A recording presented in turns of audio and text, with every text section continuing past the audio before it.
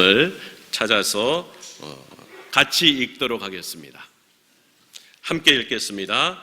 생명에 이르게 할 그 계명이 내게 대하여 도리어 사망에 이르게 하는 것이 되었도다. 죄가 기회를 타서 계명으로 말미암아 나를 속이고 그것으로 나를 죽였는지라. 이로 보건대 율법은 거룩하고 계명도 거룩하고 의로우며 선하도다. 그런즉 선한 것이 내게 사망이 되었느냐? 그럴 수 없느니라. 오직 죄가 죄로 드러나기 위하여 선한 그것으로 말미암아 나를 죽게 만들었으니 이는 계명으로 말미암아 죄로 심히 죄되게 하려 함이라. 아멘. 이 시간에는 율법과 죄라는 제목으로 목사님 귀한 말씀 선포해 주시겠습니다.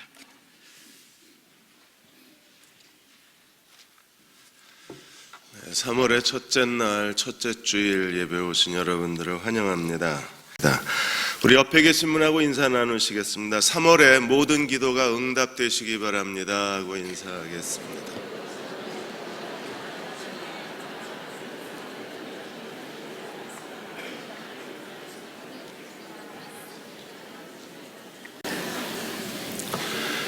네, 로마서 7장 두 번째 말씀 시간입니다. 오늘이 3.1운동 96주년 기념일입니다.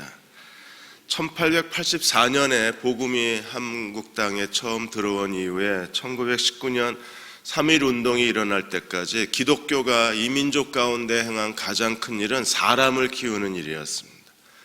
3.1운동을 일으킨 사람들이 기독교가 배출한 인물들이 많았습니다.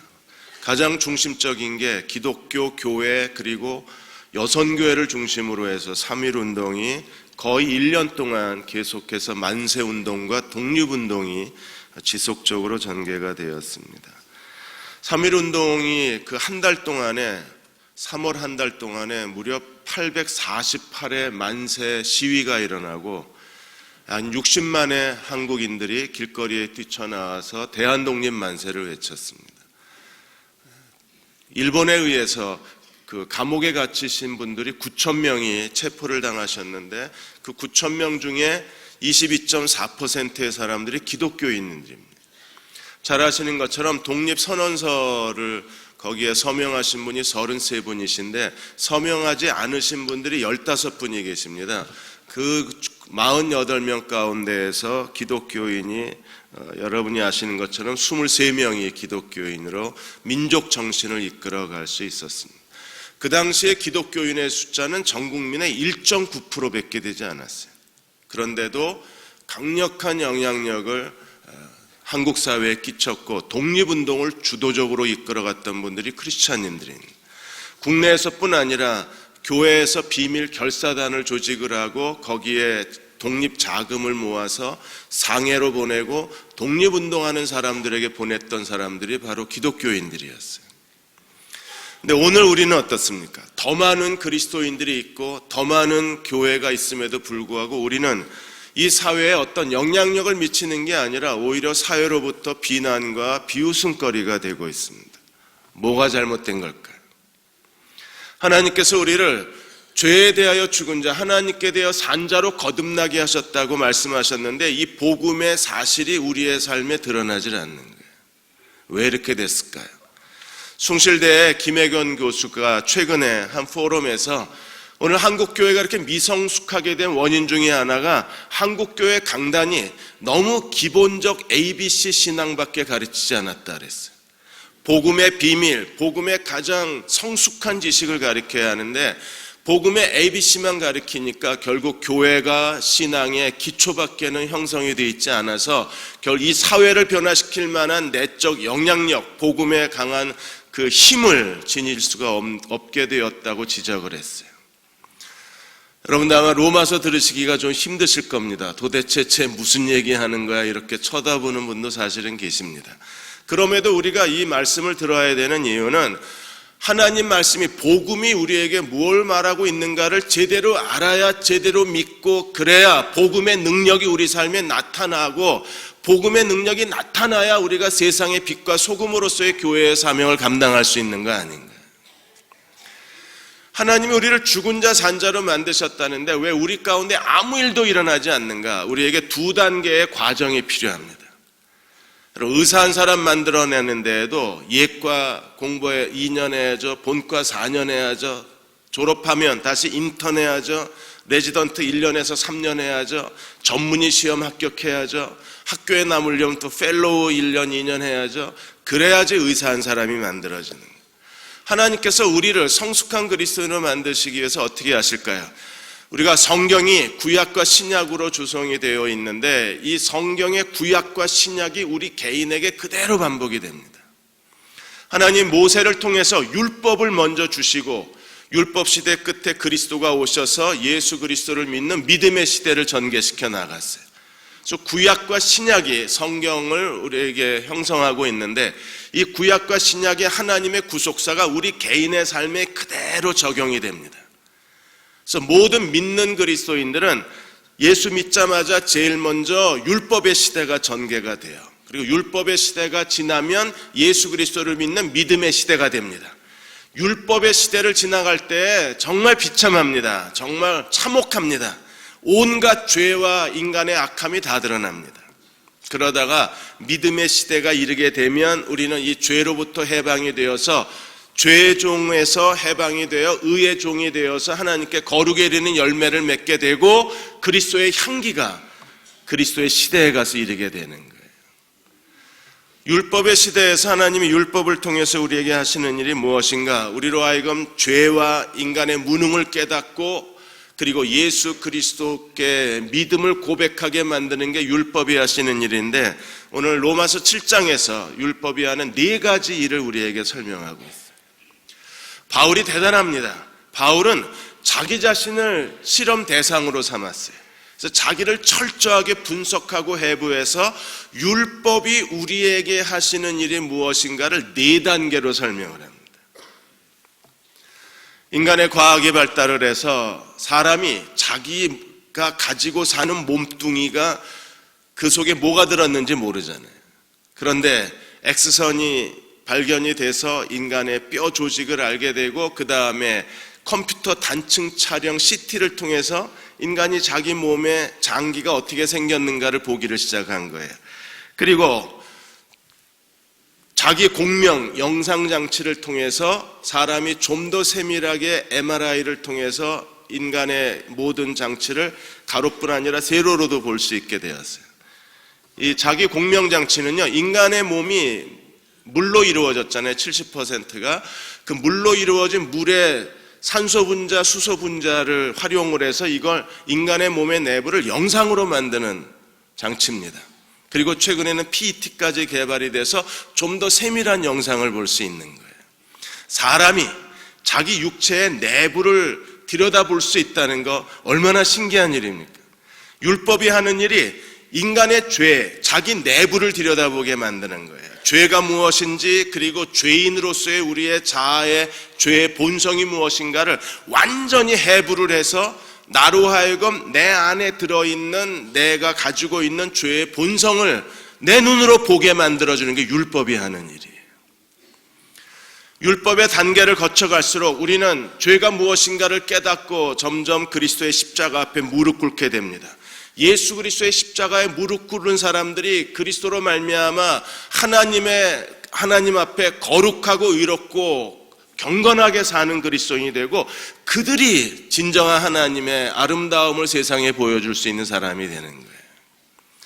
율법의 4단계를 우리가 살펴보겠습니다. 첫째로 율법이 제일 먼저 하는 일이 뭐냐면 죄를 가리킵니다. 가장 기본적 단계입니다. 그래서 7장 7절에 이렇게 설명합니다. 그런즉 우리가 무슨 말하리요? 율법이 죄냐? 그럴 수 없느니라. 율법으로 말미암지 않고는 내가 죄를 알지 못하였으니 그 율법이 탐내지 말라 하지 아니하였다면 내가 탐심을 알지 못함이라. 욕심이 죄다. 이 탐내지 말라는 십계명을 알지 못하면 우리는 욕심이 죄라는 걸 알 수가 없는 거예요. 그래서 율법이 우리에게 제일 먼저 해주는 그 은혜가 뭐냐면 지식이 뭐냐면 죄에 대한 지식을 우리에게 허락해 주는 거예요. 우리는 하나님 말씀을 읽을 때마다 죄가 무엇인가를 알게 됩니다. 탐심이 죄다. 그런데 탐심은 죄뿐 아니라 골로새 3장 5절에 가보시면 탐심은 우상숭배라고 가르쳐줘요. 욕심은 단순한 죄가 아닙니다. 욕심은 우상숭배까지 확대되어져 가는 거예요. 우리가 성경을 읽으면 읽을수록 죄가 무엇인가에 대한 더 명확한 지식을 얻게 되는 겁니다.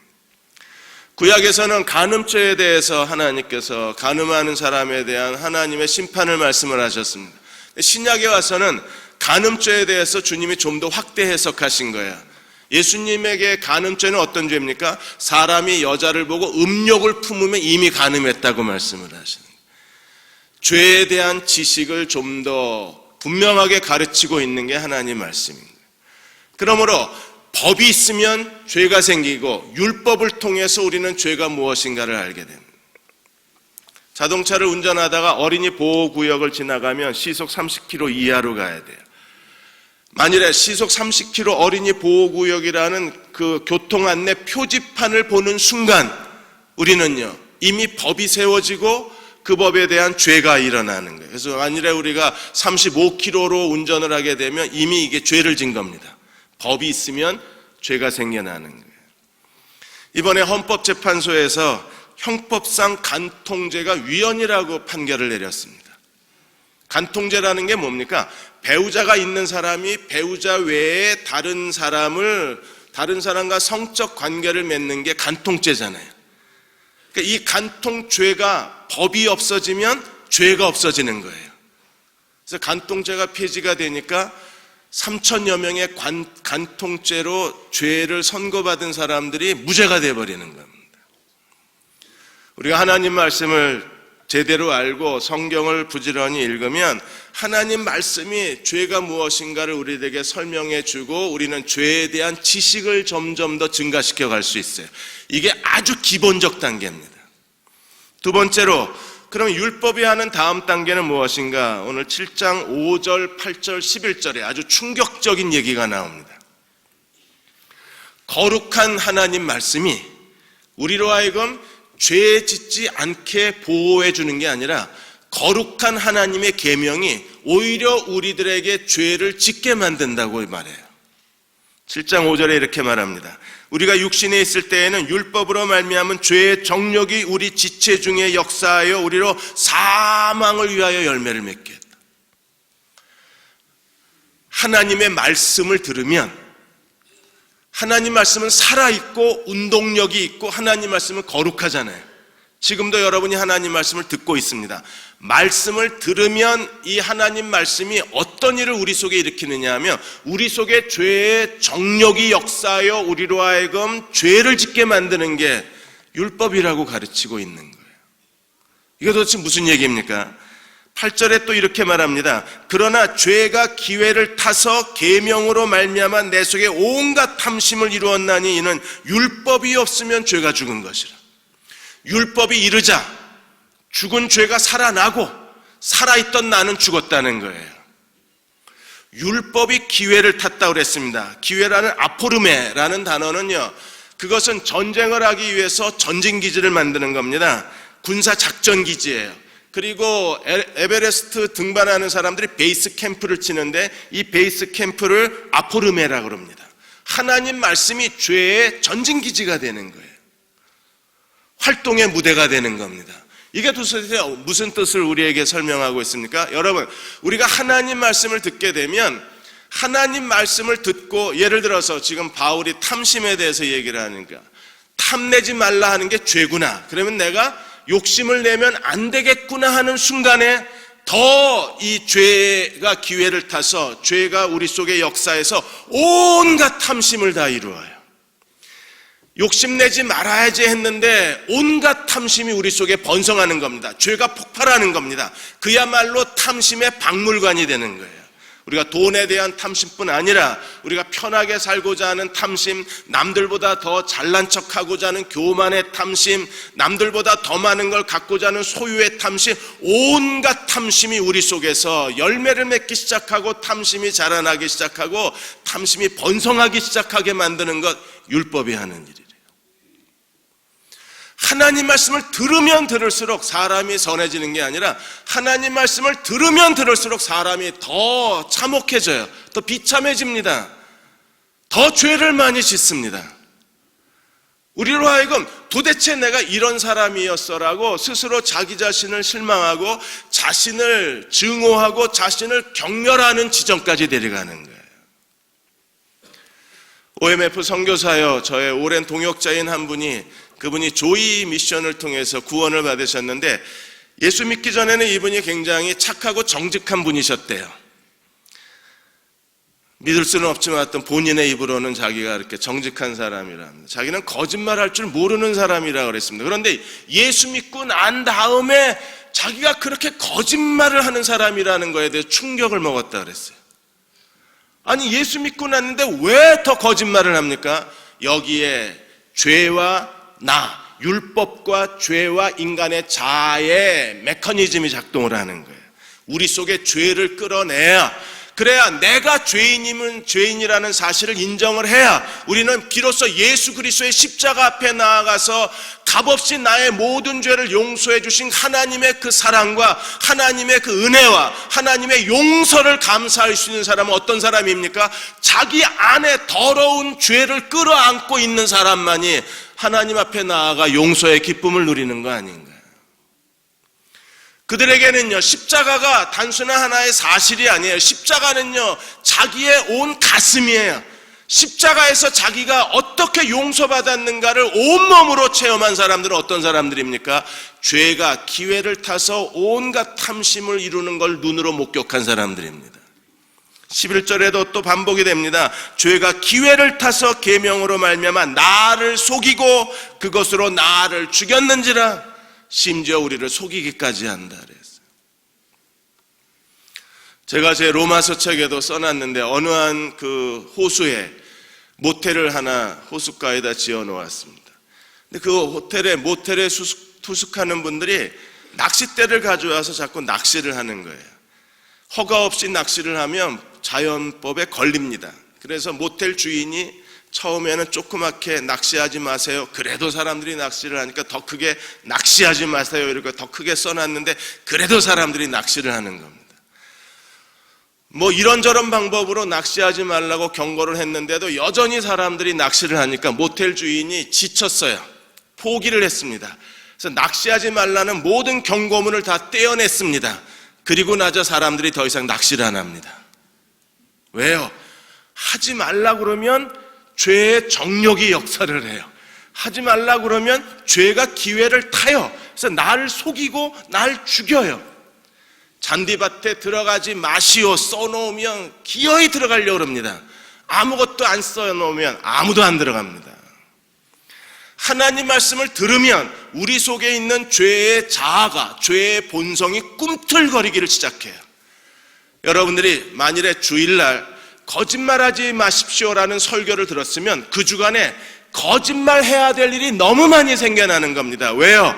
죄가 기회를 타서 우리 속에서 꿈틀거리기 때문에 그렇습니다. 그래서 아주 난장판을 만들어 놓습니다. 일주일 내내 항상 거짓말하자, 쉬지 말고 거짓말하자, 범사에 거짓말하자로 살아요. 그러니까 주일날 무슨 설교 들었느냐가 그 사람의 한 주간에 어떤 삶을 사느냐를 그대로 만들어내는 거예요. 그게 율법의 두 번째 단계입니다.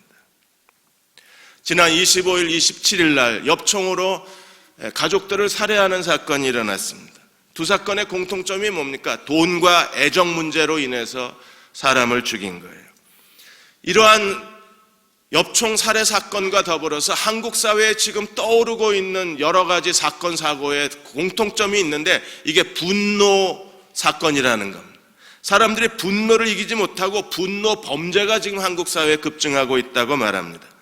경남 통영에서 사귀고 있던 50대 여자가 50대 남자한테 이제 더 이상 사귀고 싶지 않다고 얘기하고 다시 시작하자고 제안을 했는데 여자가 거절하자 흉기를 갖고 들고 와서 이 여자를 찔렀어요. 경찰이 왜 그랬냐고 물었더니 순간적인 그 분노를 참지를 못했다고 했습니다. 서울 강남에 떡볶이 장사를 하시는 분이 열심히 떡볶이를 만들어서 파는데 손님 한 사람이 와가지고 뭐 오뎅 국물이 맛이 없네, 짜네 이렇게 불평을 늘어놓으니까 그냥 칼을 들고 흉기를 들고 이 사람을 33번이나 찔렀어요. 그래서 경찰에 너무 기가 막혀서 왜 그랬냐 그랬더니 순간적으로 그 사람에 대한 분노를 못 참는 거예요. 사는 게 너무 힘든데 와가지고 이런저런 불평을 늘어놓으니까 도대체 내가 왜 사나 싶고 그 마음의 증오심과 분노를 이겨내지 못한 거예요. 여러분, 이 사람들만 그렇겠습니까? 우리 안에 누구에게나 다 이 죄의 분노가 있는 거 아니에요. 오강섭 정신과 교수가 말하기를 한국인은 어려서부터 경쟁에 치여 살았기 때문에, 경쟁에 지쳐 있기 때문에, 다른 사람하고 더 잘 살아야 된다는 강박관념에 빠져 있기 때문에 아주 사소한 일에도 쉽게 분노에 빠진다 그랬어요. 누구에게나 이런 분노가 마음에 있는 거예요. 아직 드러나지 않았을 뿐입니다. 그런데 하나님은요, 율법의 2단계에서 우리 속에 있는 죄를 다 끄집어내시겠다고 얘기하는 거예요. 그리고 뭐 하십니까? 3단계로 가면 우리로 하여금 죄가 무엇인가에 대해서 스스로 자기가 죄인임을 고백하게 만드시는 게 율법의 3단계예요. 7장 13절에 이렇게 말했습니다. 그런즉 선한 것이 내게 사망이 되었느냐? 여러분, 율법은 선한 거예요. 율법은 거룩하고 율법은 의롭고 율법은요 신령합니다. 그 거룩한 율법을 가지고 지금 하나님이 우리 안에 하시는 게 뭐예요? 우리 속에 깊이 감추인 모든 죄를 다 발굴해서 꺼내놓으시는 거예요. 그래서 13절에 선한 것이 내게 사망이 되었느냐? 그럴 수 없느니라. 오직 죄가 죄로 드러나기 위하여 선한 그것으로 말미암아 나를 죽게 만들었으니 이는 계명으로 말미암아 죄가 심히 죄되게 함이라. 죄가 심히 죄된다는 게 무엇입니까? 이제는 자기가 죄인임을 인정할 수밖에 없는 거예요. 과거에는 율법의 3단계 전에는 다윗이 그 밧세바하고의 그녀를 차지하기 위해서 자기의 충성된 부하 우리아를 그렇게 비참하게 죽이고 그 여자를 자기 여자로 삼았다고 그랬을 때 우리는 분노합니다. 근데 3단계에 딱 오면 더 이상 아무 얘기 못합니다. 왜요? 다윗이 나기 때문에. 아나니아 삽비라가 하나님 앞에 바나바를 본받고 싶고 바나바가 교회에 칭찬받는 게 너무나 부러워서 바나바처럼 하고 싶었는데 막상 땅을 팔고 보니까 아까운 거예요. 그래서 하나님께 다 드리지 못하고 절반만 드렸습니다. 우리는 그런 사람을 보고 위선자라고 말합니다. 세상에 하나님의 사랑을 깨달은 사람이 어떻게 이렇게 비겁하게 살 수 있느냐 그럽니다. 그러나 율법의 3단계에 딱 올라오면 아무도 아나니아 삽비라 비난을 못합니다. 왜요? 나는 더 심한 사람이니까. 그렇다고 이렇게 벨도 울리잖아요. 나는 그 사람보다 더 교만한 사람입니다. 나는 그 사람보다 더 비열한 사람입니다. 나는 그 사람보다 더 인간 같지 않은 사람입니다. 자기 자신을 깨닫기 때문에 우리는 죄가 심히 죄되는 거예요. 성경에서 말하고 있는 모든 죄가 이제는 죽은 글자가 아닙니다. 성경에서 하나님의 사람들이 저지른 모든 죄가 과거의 역사가 아니에요. 그게 나예요. 내가 그런 사람이었어요. 그래서 죄가 심히 죄되게 만드심으로 말미암아 우리가 마침내 하나님 앞에 죄가 무엇인가에 대해서 무릎 꿇게 만들고 하나님 바로 그 죄인이 접니다. 자기를 인정할 수밖에 없게 만드는 거예요. 우리는 자신이 죄인임을 인정하게 되고 그리고 자신에 대해서 실망합니다. 나에 대해서만 실망하는 게 아니라 너에 대해서도 실망하는 거예요. 저 사람 도대체 왜 저래? 율법의 단계를 지나가는 동안에, 율법의 광야를 지나가는 동안에 모든 사람이 자기 안에 있는 모든 죄성이 다 드러나는 거예요. 갑자기 헐크로 초록색 인간으로 바뀌는 것처럼 우리도 우리 안에 율법의 시기를 지나가는 동안에 우리도 어떤 상황이 되면 헐크로 바뀌는 거예요. 그 안에 있는 죄가 다 드러나요. 그래서 마침내 하나님 앞에 내가 어떤 죄인인가를 고백하고 주님의 십자가 앞에 무릎 꿇게 만드는 것, 이게 율법입니다. 여러분, 죄가 심히 죄된 사람들은요 자기가 죄인임을 알기 때문에 하나님 앞에 겸손합니다. 내세울 게 하나도 없어요. 다른 사람을 정죄하지 않습니다. 다른 사람을 비판하지 않습니다. 다른 사람을 비난할 수가 없는 거예요. 왜요? 나는 더 악한 사람이고 더 교만한 사람이고. 그래서 그 사람이 모든 사람을 용서하고 겸손할 수 있고 죄의 종에서 해방되어서 의의 종이 되어서 거룩에 이르는 열매를 맺게 되는 겁니다. 한국에 장발장 은행이 생겼습니다. 벌금형을 선고받았는데 벌금을 내지 못해서 하루에 5만 원씩 계산해서 교도소에 수감되는 사람들이 1년에 4만 명이래요. 근데 이 사람들은요, 큰 죄를 저지른 사람이 아닙니다. 큰 죄를 저지른 사람은 징역형을 선고받습니다. 근데 이 사람들은 기초 질서 위반자예요. 기초 질서를 위반했는데 100만 원, 200만 원 벌금 낼 돈이 없어서 너무나 가난하니까 5만 원씩 계산해서 100만 원이면 20일을 감옥에 가 있어야 되는 거예요. 여러분, 미성년자가 벌금을 못 내서 교도소 가 있습니다.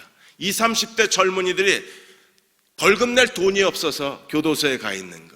심지어 나이 드신 60, 70대신 어른들께서도 벌금 낼 돈이 없어서 교도소 들어가 있는 거예요. 이건 억울하잖아요. 그래서 시민사회단체가 오랫동안에 이 벌금형을 이걸 행정과태료로 바꾸려고 계속 시도를 했는데 법이 안 바뀌는 거예요. 법이 안 바뀌는 한 기초질서를 위반해도 벌금형을 받는 거예요. 벌금형을 받으면 교도소 사는 겁니다. 돈을 못 내면. 이거 행정과태료로 바꾸면 구치소에 들어가지 않아도 되는데 이게 과태료를 못 내면 즉시 수감이 되는 거예요. 그래서 장발장 은행을 만들어서 돈을 빌려주는 겁니다. 그럼 만일에 돈이 없어서 교도소에 들어가 있으면 얼마나 억울하겠어요. 이건 죄인도 아닌 사람이 죄인처럼 교도소에 갇히니까 억울할 거 아니에요. 우리가 율법의 시기를 통과하기 전에는요, 성경에 말하고 있는 죄가 낯설어요. 내가 아닌 것 같아요. 성경에서 하나님께 타락해서 쓰임받지 못하는 사람들을 보면 동정심이 생겨요. 어떻게 그 큰 은혜를 받고 저렇게밖에 못 사나 싶습니다. 그런데 율법의 시기를 통과해서 1단계, 2단계, 3단계까지 오면 완전히 무릎을 꿇습니다. 하나님 앞에 내가 죄인임을 고백할 수밖에 없어요. 바울이 디모데전서 1장에서 나는 죄인 중에 괴수라고 소리 질렀습니다. 우리는 더 크게 소리를 지르고 싶어요. 하나님, 나는 죄인 중에 괴수 중에 괴수입니다라고 하나님 앞에 눈물로 악을 쓰고 싶습니다. 왜요? 그만큼 내가 하나님 앞에 더럽고 하나님 앞에 악하기 때문에. 죄가 심히 죄된 사람들은 시편 6편 1절에 있는 것처럼 하나님을 두려워합니다. 시편 기자는 이렇게 하나님 앞에 기도했습니다. 여호와여, 주의 분노로 나를 책망하지 마시고 그리고 주의 진노로 나를 징계하지 마소서. 죄가 무엇인가를 자기 눈으로 내가 날 본 사람들은요, 하나님의 분노가 두렵고 하나님의 진노가 두려운 거예요. 왜요? 내가 하나님 앞에 죄를 짓고 있고 하나님이 죄를 싫어하시는 분이심을 깨닫기 때문에 하나님의 분노와 진노에 대한 커다란 두려움이 생깁니다. 예레미야 5장 25절에서 죄가 가져오는 치명적인 결과에 대해서 우리는 동의를 합니다. 죄가 가져오는 결과가 뭐예요? 죄로 말미암아 하나님께서 우리에게 주시는 좋은 것들을 죄가 가로막고 있다고 선지자가 탄식했는데, 내 죄 때문에 하나님이 내게 주시는 가장 좋은 것들이 다 가로막혀 있는 거잖아요. 우리는 하나님 앞에 3단계까지 오면 자기가 죄인임을 알고 사람이 겸손해지고 자기가 죄인임을 알고 하나님을 두려워할 줄 압니다. 3단계까지 오면 자기가 얼마나 더러운 죄인인가를 알고 십자가 앞에 무릎 꿇은 사람이기 때문에 그에게 사랑이 있고 용서가 있고 너그러움이 있는 거예요. 4단계로 넘어가면 이제 완전히 죄가 어떻게 죄를 짓게 되는지, 죄의 메커니즘에 대해서 바울은 놀랄만한 관찰력을 가지고 어떻게 자기가 죄를 짓고 있는가를, 그 원리를 찾아내요. 죄의 감추인 비밀을 찾아냅니다. 그는 17절에 이렇게 말합니다. 죄가 어떻게 죄를 짓는가? 이제는 그것을 행하는 자가 내가 아니요 내 속에 거하는 죄니라. 뭐라고요? 내가 죄를 짓는 게 아니라 내 속에 죄가 죄를 짓는데요. 20절에 또 반복합니다. 만일에 내가 원하지 아니하는 그것을 하면 이를 행하는 자는 내가 원하지 않는 것을 하는데 내가 아니고 내 속에서 죄가 죄를 짓는답니다. 그럼 우리 어떻게 해야 합니까? 우리는 지금까지 내가 죄를 짓는 줄 알고 죄 짓지 않으려고, 담배 끊으려고, 또 도박하지 않으려고 우리는요, 손가락 자르고 새벽 기도 가고 금식 기도 가고 하나님 앞에 성경만 읽고 이렇게 했는데 소용없는 일이라는 거예요. 나를 제어해 봐야 죄가 죄를 짓기 때문에 내가 날 제어해봐야 아무 소용이 없는 일이 되는 거예요. 죄가 죄를 짓는데 나 뭐예요? 죄가 죄를 짓는 한 나는 아무 쓸모가 없는 거예요. 바울은 자기가 죄를 짓는 게 아니라 죄가 자기 속에서 죄를 짓는다는 이 충격적인 사실을 찾아냅니다. 그리고 하나님 앞에 바울은 자기 자신에 대해서 어떻게 고백을 합니까? 18절에 보시면 내 속 내 육신에 선한 것이 거하지 아니하는 줄을 아노니 원함은 내게 있으나 선을 행한 능력은 내게 없느니라. 두 자의 갈등이 일어납니다. 14절에서 20절까지 바울은 이 갈등을 계속해서 설명하고 있는 거예요. 우리는 내가 원하는 걸 하고 싶습니다. 그러나 우리의 자아는요, 내가 원치 않는 걸 행합니다. 내가 미워하는 걸 행하게 만드는 게 인간의 자아라는 거예요. 그리고 이 인간의 자아, 육신적 자아에는요, 선한 것이 하나도 없습니다. 나는 그래도 내가 좀 괜찮은 사람인 줄 알았습니다. 그러나 율법의 4단계 마지막 졸업반에 오게 되면 우리는 비로소 깨닫습니다. 내 안에 선한 것이 하나도 없는 거예요. 사람다움도 없고 좀 더 괜찮은 사람인 줄 알았는데, 다른 사람보다 뭔가 조금은 나은 게 있을 줄 알았는데, 그러나 율법에 의해서 우리 속을 들여다보고 하나님의 거룩한 빛이 우리 속에 비치자 내 안에 온갖 지저분한 것들만 있지 선한 게 하나도 없다는 겁니다.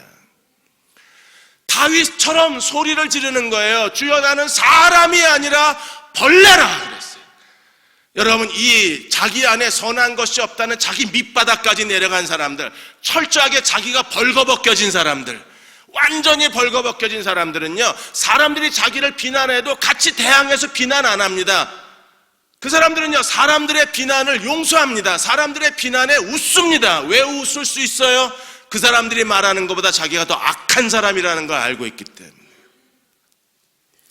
사람들이 비판해도 그 사람은 괜찮아요. 왜? 사람들이 비판하는 건 일부분이에요. 나는 그 사람이 비판하는 것보다 더 못난 사람이고 더 악한 사람이고 더 교만하고 더 지저분한 인간이기 때문에, 내가 나를 알기 때문에 나를 비난하는 사람들에 대해서 우리가 대항하지 않을 수가 있어요. 하나님 우리를 완전히 벌거벗겨 놓으시는 거예요. 가끔 부흥사들이 설교하시다가 죄에 대해서 비유를 하실 때 하수도 얘기를 많이 하시잖아요. 지금은 하수도가 안 보이니까. 옛날에는 하수도 같은 데 보면 정말 깨끗하게 보이잖아요. 가만히 놔두면 물이 정말 맑아 보입니다. 그런데요, 나무 떼기 놓고 한 바퀴 이렇게 하수도를 휘저으면 그야말로 그 안에 있는 온갖 음식 찌꺼기 지저분한 게 다 떠오르잖아요. 율법은요, 우리의 자아 속에 하나님 말씀의 막대기를 꽂고 휘저어요. 휘저을 때마다 우리 안에 나도 모르는 온갖 지저분한 것들이, 온갖 죄성이, 온갖 악한 것들이 다 떠올라요. 하나님이 그걸 그렇게 해서 우리로 하여금 마침내 우리가 하나님 앞에 어떤 죄인인가를 고백하고, 내가 얼마나 성경이 말하고 있는 십자가에 못 박아 죽여버릴 수밖에 없는, 하나님이 우리를 그리스도와 함께 십자가에 못 박을 수밖에 없는 죄인이라는 사실을 우리에게 가르치시는 거예요. 이걸 배워야, 죄를 배워야 우리가 그리스도에게로 나아가서 진정한 해방을 경험할 수 있는 겁니다. 40대 한 남자가 사귀던 여자가 있었는데, 이 여자가 어느 날 이별을 통보를 했습니다. 그러자 이 여자를 데리고 드라이브를 갔어요. 그리고 여자의 손과 발을 청테이프로 묶고 차 밖으로 내던졌습니다. 차문을 닫고 이 남자가 네가 보는 앞에서 내가 죽고 싶다. 그리고 차 안에다가 번개탄을 피웠습니다. 이 여자는요, 손과 발이 청테이프에 묶인 채로 보지 않으려고 애를 썼지만 어떻게 안 봐요. 자기가 사랑했던 남자였는데, 헤어지긴 했지만 그 남자가 고통스럽게 그 번개탄 피워놓은 차 안에서 죽어가는 걸 두 눈 뜨고 다 쳐다본 거예요. 그러다가 겨우 청테이프 풀고 길거리에 나가서 지나가는 차 손들어서 세우고 경찰에 연락하고, 경찰이 왔을 때 차문을 열어보니까 남자가 이미 죽었습니다. 사람이 이렇게 악해요. 그래도 사랑했던 사람이라면 어떻게 그렇게 할 수 있습니까? 네가 쳐다보는 앞에서 죽고 싶다고. 이 여자는요, 평생 동안 끔찍한 악몽으로 살아야 되는 거 아니에요. 그럼 이 사람만 그럴까요? 어쩌면 우리 속에도 똑같은 본능이 있을지 몰라요. 율법은 이걸 다 드러내고 이걸 다 폭로하고 이걸 다 공개해버리고 내 눈으로 이걸 다 인정하게 만들어버립니다. 그리고 마침내 우리가 예수 그리스도의 십자가 앞에 무릎 꿇게 됐을 때 우리는 어떤 일이 벌어집니까? 우리는 그제서야 나를 내려놔요. 나를 포기합니다. 하나님, 내 죄를 내가 이길 수 없습니다. 그리고 내가 내 인생 책임질 수도 없습니다. 자신의 무능을 인정하고 예수 그리스도의 십자가 앞에 내려놓고 자기의 남은 인생을 주님께 의탁하는 순간에 어떤 일이 벌어집니까? 이제 사는 것은 내가 아니요 내 안에 그리스도가 사시는 것이라 자아 교체가 이루어지는 거예요. 최근에 이탈리아의 카나베노 박사가 전신 이식 수술에 대해서 2년 뒤에 전신 이식 수술을 하겠다고 공표를 했습니다. 여러분, 2년 뒤에 한 사람은 교통사고를 당해서 몸이 마비가 되어 있는 사람이고, 이 사람은 머리는 살아있는데 몸은 마비가 된 거예요. 또 한 사람은 식물인간이 되어서 뇌는 죽었는데 몸은 살아있는 거예요. 이 두 사람을 머리와 몸을 바꿔치기 하겠다는 겁니다. 그래서 의학계에서 발칵 뒤집혀졌습니다. 그건 불가능하다. 척수를 잘랐다가 다시 붙였을 때 정상적으로 작동하지 않을 수 있다. 그런데 이미 1970년에 원숭이를 대상으로 해서 전신 이식 수술을 해서 이식된 원숭이가 9일을 살았어요. 산소호흡기 꽂고. 작년에 중국에서 쥐를 가지고 전신 이식 수술을 했는데 상당한 성과가 있었다고 얘기를 합니다. 가능한 일일까요? 그러나 그리스도인은요, 이건 의학적으로 불가능한 일이지만 그리스도인은요, 전부 전신 이식을 당한 사람이어야 돼요. 왜요? 우리의 삶의 주인이 그리스도이셔야 하기 때문에 우리는요, 더 이상 내가 내 인생의 주인이 아니라 그리스도가 내 인생의 주인인 사람이 돼야 합니다. 이제 내 삶은 내 것이 아니라 하나님 것임을 고백하게 되는 거예요. 여기까지 데려오기 위해서 율법이 우리를 훈련하는 겁니다.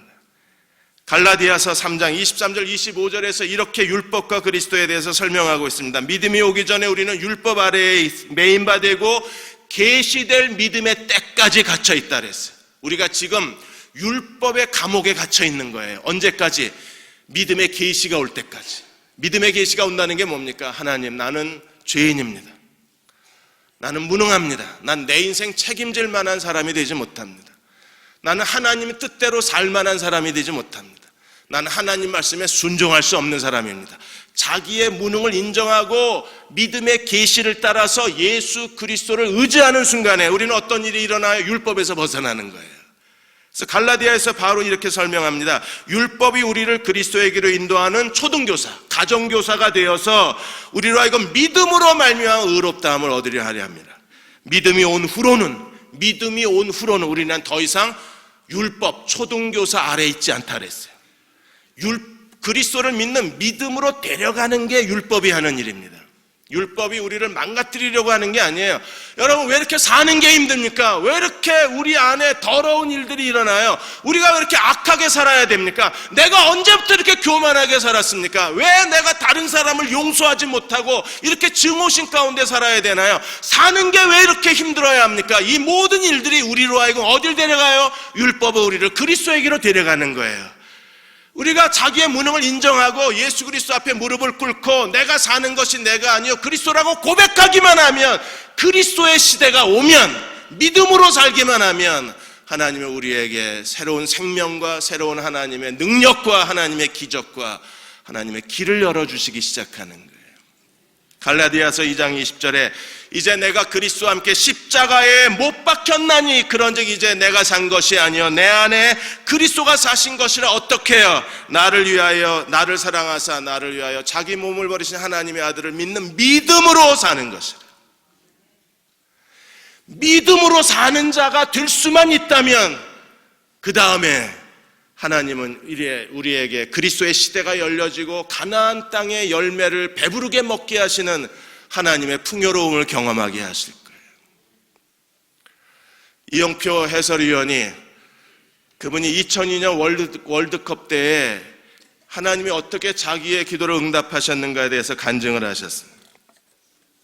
성공이 아니고 실패가 아니라는 그 책을 통해서 자기의 간증을 하신 거예요. 2002년에 이분이 하나님 앞에 매일같이 기도한 4가지 기도 제목이 있었어요. 그 첫째가 그라운드에서 골을 넣고 승리의 기도의 세러머니 하게 해달라는 겁니다.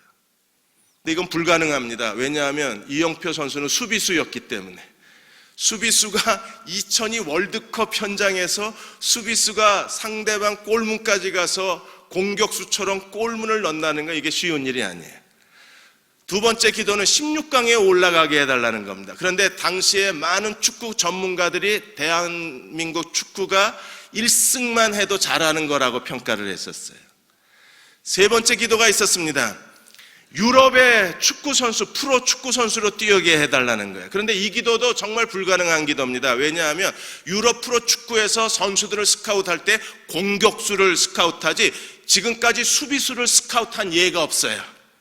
근데 이영표 선수는 수비수입니다. 네 번째 기도를 하나님 앞에 드렸습니다. 유럽의 프로 선수로 가기 위해서 반드시 먼저 해결해야 될 문제가 병역 문제예요.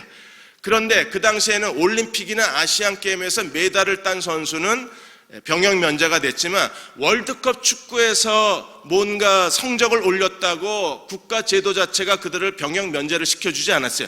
나중에 16강 오르고 난 뒤에 그분들이 돌아왔을 때 국민들의 성원에 힘입어서 국가가 제도를 바꿔서 병역 면제까지 시켜준 거잖아요. 그래서 이영표 선수가 승리의 세러머니하고 그 다음에 16강 올라가고 그 다음에 병역 면제받고 다 기도가 응답됐는데 마지막 하나가 응답이 되지 않은 거예요. 뭐요? 유럽 프로 축구 선수 되는 거예요. 월드컵 끝나고 돌아오셔서 이분이 하나님 앞에 매일 새벽에 나가서 기도하기 시작했습니다. 하나님을 믿으면 매달릴 수밖에 없는 거예요. 이건 자기 힘으로 할 수 있는 게 아니라 하나님만이 하실 수 있는 거니까 전심으로 하나님 앞에 부르짖기를 시작을 했습니다. 그렇게 기도한 지 몇 개월이 지나고 2002년 11월 24일 날 주일 예배를 드리는데 온 마음을 다해서 찬양하고 주일 예배를 드리는 순간에 갑자기 마음에 성령께서 감동을 주시는데 이제 내가 곧 유럽으로 간다는 확신을 주시는 거예요. 이영표 선수가 벌떡 일어나서 소리 지르고 싶었대요. 나 이제 유럽 간다 이렇게. 근데 예배 시간이라 일어나 소리를 지를 수는 없고 성경책에다 썼답니다. 나 이제 유럽 간다. 근데 하나님이 어떻게 하셨습니까? 박지성 선수와 함께 네덜란드 팀으로 가요. 그리고 영국과 독일을 거쳐서 마지막 은퇴는 어디서 했습니까? 캐나다 밴쿠버에서 은퇴하게 만드셨어요. 4가지 기도가 다 응답됐다 그랬습니다. 사랑하는 여러분, 자기 자신 때문에 힘드십니까? 아직도 믿음을 갖지 못한 가족들로 인하여 마음에 실망하셨습니다. 언제까지 내가 이렇게 무기력하게 살아야 되나? 삶이 답답하십니까? 여러분, 조금만 더 인내하고 참으십시오. 우리가 율법의 시기만 지나가면, 이 율법의 터널만 지나가면, 예수 그리스도에게로 우리가 인도되기만 하면, 그리스도를 믿는 믿음을 깨닫기만 하면, 그리고 예수 그리스도가 내 삶의 주인이심을 고백하고 그리스도께 내 삶을 의탁하는 순간에 하나님은 우리에게 새로운 길을 열어주실 것입니다. 우리가 오랫동안 기도했던 것들이 응답되기 시작할 거예요. 하나님은 우리에게 감추었던 하나님의 계획을 우리에게 보여주기 시작할 것입니다. 그리고 우리가 행하는 모든 일을 하나님이 형통케 해주기 시작하실 거예요. 그러한 믿음의 종들로 사시기를 주의 이름으로 축원합니다. 아버지 하나님, 철저하게 훈련받고 싶습니다. 죄인임을 고백하고 자신의 무능을 인정하고 싶습니다. 그리고 죄의 종에서 해방되어 하나님의 종으로 살고 싶습니다. 믿음으로 살고 싶습니다. 이제 사는 것이 내가 아니요 그리스도가 나를 사신다 외치고 싶습니다. 그런 성숙한 그리스도인으로 저희를 주님 앞에 세워 주옵소서. 믿음을 계시하여 주시고 믿음으로 사는 걸 가르쳐 주사 주님만 의지하고 사는 주의 백성 되게 하여 주옵소서.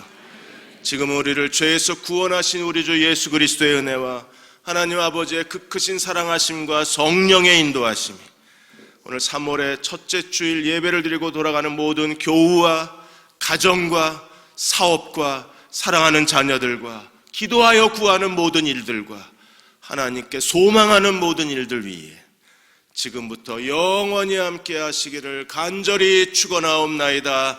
아멘.